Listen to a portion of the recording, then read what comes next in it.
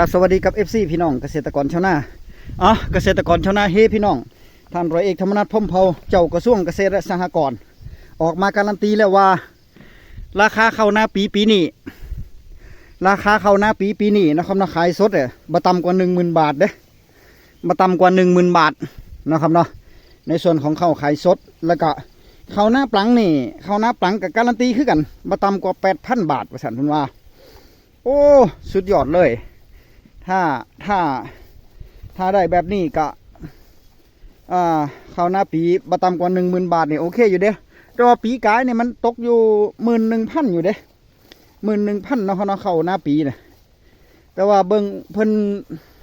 เห็นบอกว่าตอนนี้ข้าวมันล้นตลาดโลกเพราะว่าประเทศอินเดียหันมาส่งข้าวนะครับเนาะหันมาส่งข้าวหลายแล้วประเทศอินเดียก็เลยส่งออกข้าวหลายในเมื่อส่งออกข้าวหลายก็เฮ็ดให้ข้าวล้นตลาดแล้วก็อินเดียนี่ดำราคาลงพร้อมเด้แต่พูดว่าข้าวไทยนี่ขายแพงกว่าหมู่เด้ข้าวไทยเนี่ยที่นี่ก็มาเบิ่งว่าท่านร้อยเอกธรรมนัฐพรหมเผ่ากับท่านสุภจีเจ้ากระทรวงรัฐมนตรีว่าการกระทรวงพาณิชย์นะครับนะว่าจะหาวิธีการจังใดทำให้ข้าวราคาข้าวหอมมะลิ105นี่ราคามันจะสูงนะครับนะจะดิดสูงขึ้นไปเบิ่งไปรับชมในส่วนของแฟ้มภาพแฟ้มข่าวข้าวนาปีนะครับถ้าเป็นข้าวหอมมะลิต้องสูงไม่ต่ำกว่า 10,000 บาทให้ได้รถที่ทำอะไรจะทำงานผมคิดได้คือคิดอย่างเดียวคือไปทำให้ข้าวราคาสูงขึ้นถ้าเป็นข้าวทั่วไปเนี่ยที่นัดขอ 9,000 เนี่ย 9,000 อาจจะถึงแต่ถ้าไม่ถึงก็ไม่ควรต่ำกว่า 8,000 พี่น้องก็ได้มีกำไร 2,000 ดีไหมพี่น้องให้ปลัดกระทรวงเกษตรและปีช่วยของท่านไปคิดโครงการปุ๋ยที่มันราคาถูกไม่ต้องไปอุดหนุนคนมีกระตังดีไหมพี่น้องเดี๋ยวนี้นวัตกรรมมันเข้าหมดสูตรแม่ปุ๋ยทั้งหลายน่ะข้าวที่อำเภอชุมแสงบ้านเนี่ยตำบลบางเคียนเนี่ยใช้สูตรไหนมันเหมือนกันหมดนะครับแต่เราต้องขายราคาต่ำยาฆ่าแมลงต้องต่ำนะครับต้นทุนผลิตน้ำมันเนี่ยจะทำยังไงให้น้ำมันเนี่ยพี่น้องเวลาไถนาเนี่ยยุคนี้ไม่ได้ใช้ควายใช้โคสมัยหรือสมัยก่อนนี่ใช้แท็กเตอร์เท่านั้นนะครับนี่โครงการรองรับข้าวนาปีการตัดยอดข้าวจากท้องตลาดณวันนี้ทุกวันนี้ประเทศไทยผลิตข้าวปีหนึ่งประมาณ30 ล้านตันคนไทยได้ส่งออกประมาณปี10 ล้านตันกินข้าวสมัยก่อน10 ล้านตันเดี๋ยวนี้กินน้อยเพราะคนกลัวอ้วนนะครับกินเหลือประมาณ5-6 ล้านตันเท่ากับข้าวค้างสต็อกทุกปี10 กว่าล้านตันมันไม่ข้าวราคาถูกได้ไงแล้วต้องตัดยอดข้าวออกโดยการชะลอขายข้าวนะครับโครงการนี้ทันข้าวนาปีและทานข้าวนาปังสมัยหน้าข้าวนาปีนะครับถ้าเป็นข้าวหอมมะลิต้องสูงไม่ต่ำกว่า 10,000 บาทให้ได้รถที่ทำอะไรจะทำงานผมคิดได้คือคิดอย่างเดียวคือไปทำให้ข้าวราคาสูงขึ้นถ้าเป็นข้าวทั่วไปเนี่ยที่นัดขอ 9,000 เนี่ย 9,000 อาจจะถึงแต่ถ้าไม่ถึงก็ไม่ควรต่ำกว่า 8,000 พี่น้องก็ได้มีกำไร 2,000 ดีไหมพี่น้องเอาไหมครับอันนี้นัดจะทำให้นะครับรับปากว่าจะทำให้แล้วคอยดูแล้วกันว่าทำได้จริงหรือเปล่านะครับเมื่อกี้ถามอะไรเรื่องนะน้ำประปานี่พี่น้องฟังชัดเจนแล้วเนาะเข้าหน้าปีเฮาปีนี้ปี68/69ปีที่สิเข้ามากับปี69ราคาเข้าหน้าปีบ่ต่ำกว่า 10,000 บาทเด้ออันนี้ธรรมนัสยืนยันแล้วเนาะครับเนาะธรรมนัสร้อยเอกธรรมนัสผู้กองธรรมนัสเฮายืนยันเป็นที่เรียบร้อยแล้วท่านก็จะทำให้ได้ตัวเนาะเพราะว่าท่านรับปากไปแล้วก็ประกาศออกป่านนี้ล่ะสื่อทุกสื่อก็ออกเบิดแล้วเนาะครับเนาะในส่วนของโซเชียลทุกอย่างก็ออกไปเบิดแล้วเพราะฉะนั้นนี่ราคาเขาจะต่ำกว่า 10,000 บ่ได้เด้สบายใจอยู่อย่างนึงแม่นบ่ตอนนี้เนาะครับเนาะก็แสดงว่าสบายใจอยู่อย่างนึงแต่ที่จริงมาเนี่ยพ่อใหญ่กันอยากให้มีประกันราคาเข้าจากรัฐบาลบ่มีไผนำเสนอเนาะบ่มีไผนำเสนอเลยถ้ามีคนนำเสนอหรือว่าถ้าเพิ่นเบิ่งพ่อใหญ่กันได้เนาะครับเนาะหรือว่าคนใกล้ชิดหรือว่าคนหูจักเพิ่นได้รับชมYouTube พ่อใหญ่กันนี่ก็จะได้นำเสนอเพิ่นเป็นกระบอกเสียงให้แน่เฮ็ดประกันราคาเข้านี่มันจะถึกใจชาวนาคักจะถึกใจเกษตรกรชาวนาเฮาทั่วประเทศล่ะประกันราคาเข้าไปเลยเข้าหน้าปี ข้าวหน้าปีโดยเฉพาะข้าวหอมมะลิ105เนี่ยรับประกันราคาเข้าไปเลยรัฐบาลให้เลย 11,000 จังซี่นี่ถ้าต่ำกว่านั้นรัฐบาลซอยในส่วนของตลาดซื้อต่ำกว่าลงสีซื้อต่ำกว่า 11,000 นี่ทางรัฐบาลจะซอยแบบท่านจุลินทร์ลักษณะวิสิทธิ์ที่เพิ่นเฮ็ดไว้สมัยเพิ่นเป็นรัฐมนตรีว่าการกระทรวงเกษตรและสหกรณ์เนาะท่านอยู่กับประยุทธ์ตอนนั้นประยุทธ์จันทร์โอชาเป็นนายกรัฐมนตรีนั่นน่ะปีนั้นโอ้เกษตรกรเฮานี่โอ้ได้หลายเด้แล้วก็ได้เงินไร่ละพันพร้อมได้เงินไร่ละพันบ่เกิน20ไร่บ่ได้เพิ่นให้พรรคประชาธิปัตย์เนาะครับเนาะแต่ว่าในส่วนของเพื่อไทย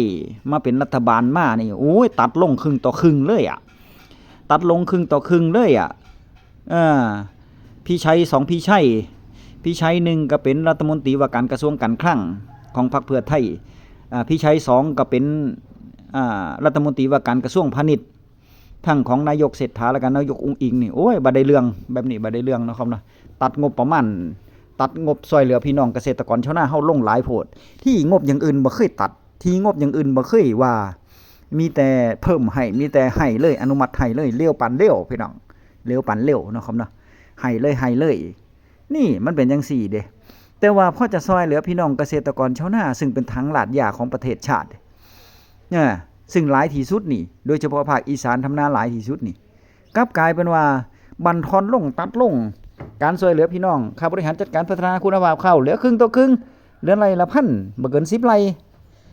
แล้วก็ยังมีอีหยังบ่ฮู้ว่าบ่คอแตกอีหยังบ่ฮู้อีกพี่น้องคำเว้าออกมาเนาะครับเนาะจากท่านรัฐมนตรีชุดก่อนๆหน้านั้นเพราะแยกกันในส่วนของเพื่อไทยก็มักอยู่เนาะครับเนาะที่ผ่านมาพุ่นเด้รัฐมนตรีหรือว่านายกที่ผ่านมาของยิ่งลักษณ์จังซี่นี่พยาการก็มักอยู่แต่พอมา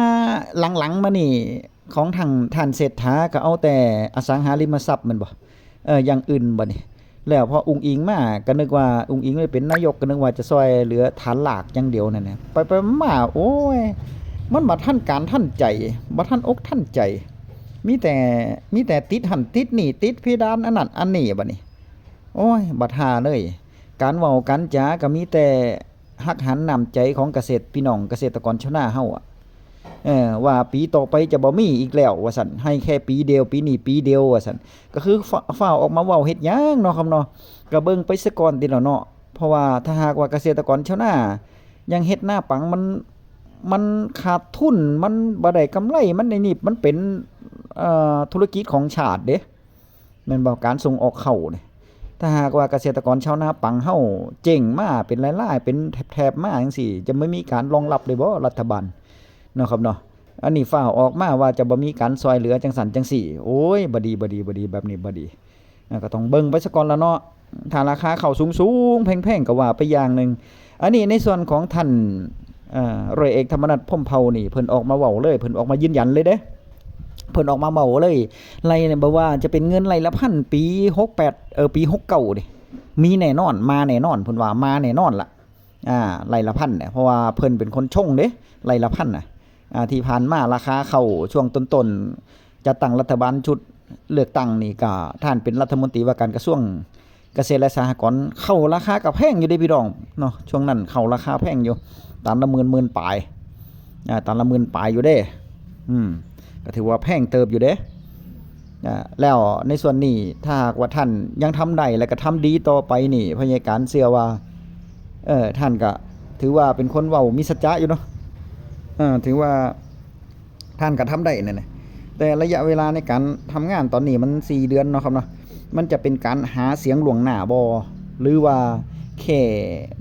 แค่หาเสียงความคะแนนนิยมเอาเข้าโตบ่หรือว่าจังไดอันนี้ก็การเวลาพิสูจน์มาระยะทางพิสูจน์มาการเวลาพิสูจน์คนอย่างว่าหั่นล่ะเนาะครับเนาะว่านี้เบิ่งง่ายๆระยะสั้นๆเลยก็คือเข้าหน้าปีนี่เข้าหน้าปี8/6เก่านี่ที่สิออกมาปลายเดือนตุลาพฤศจิกานี่ว่าราคาเข้าไปซำใดเนาะครับเนาะท่านทำได้อีหลีบ่เข้าเนาะครับเนาะอันนี้แหละเป็นเครื่องพิสูจน์เลยเป็นเครื่องพิสูจน์เลยเกษตรกรชาวนายังเฮาก็รอเบิ่งแล้วพี่น้องรอเบิ่งผลงานของเพิ่นในสิ่งที่เพิ่นเว้าออกมาเว้าแบบนักแน่นเว้าแบบจริงจังนี่ ในการกระทำมันจะจริงจังจริงใจมากแค่น้อยแค่ไหนนะครับเนาะบ่แม่นว่าเว้าซื่อๆนั่นน่ะเว้าซื่อๆเว้าโชว์ออบโชว์พาวหิวแสงจังซี่นี่โอ้อันนี้ก็บ่ดีแล้วพอที่ผ่านมามันเป็นจังซั่นเด้ทุกยุคทุกสมัยทุกยุคทุกรัฐบาลเนาะครับเนาะส่วนมากเป็นจังซี่เบิดนั่นน่ะส่วนมากกับโอ้ยแก้ปัญหาเฉพาะหน้าลวงไปบัดนี้